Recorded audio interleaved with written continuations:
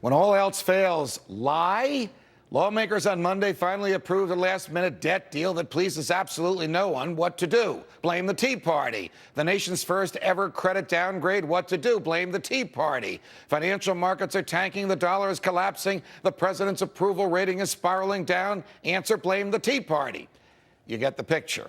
A defender of the Tea Party, Deneen Borelli, Project 21 fellow and Fox News contributor, joins me now. Were you surprised within, I think it was over the weekend or early on Monday, after the market had been tanking for 4 or 5 days, I would argue in response to the very, very bad debt deal that let the president borrow $2.4 trillion more, that Senator John Kerry, one of his close buddies and someone he'd like to see in Hillary Clinton's job if he has a second term, and David Axelrod, his closest advisor and the chairman of his campaign, both used the same phrase, Tea Party nosedive.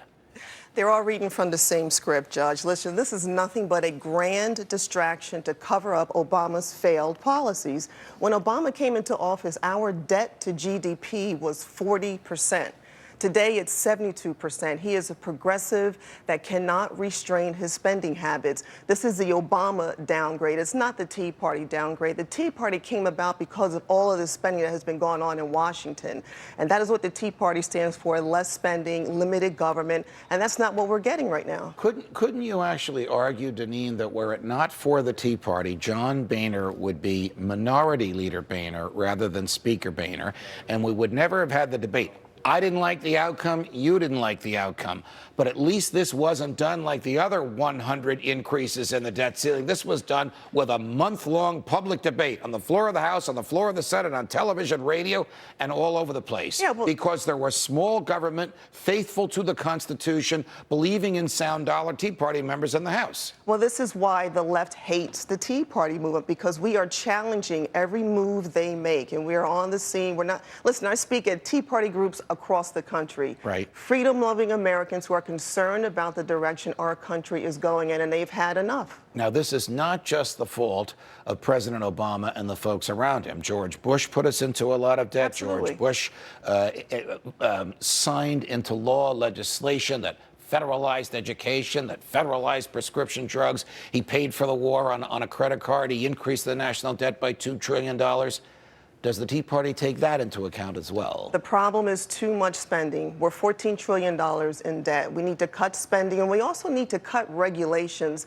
Is anyone keeping an eye on the Environmental Protection Agency? The EPA is a job-killing machine with the onslaught of regulations that they're hammering down on the fossil fuel industry. The utilities are going out of business. You have coal companies going out of business. It's insane. Were you as angry and disappointed as I was that many Republicans, indeed most of them in the House of Representatives, suddenly became big government Republicans and joined their Democratic colleagues in the Senate, the White House, and their Democratic friends in the House, and voted in favor of increasing the debt ceiling when they could have stopped the government in its tracks, forced the president to live within his means simply by voting no? That's a big problem. And you know what? These representatives will hear it from their constituents when they go home. When they're home now, they're on break now, but also come election time. So we'll see what happens with those individuals. But if you're supposed to stand for limited government and keep your word for doing so. Will Tea Party Republicans who betrayed the Tea Party's values be challenged in Republican primaries? I'm talking about House members running for re-election in 2012. Oh, absolutely, because that's you're muddling the brand.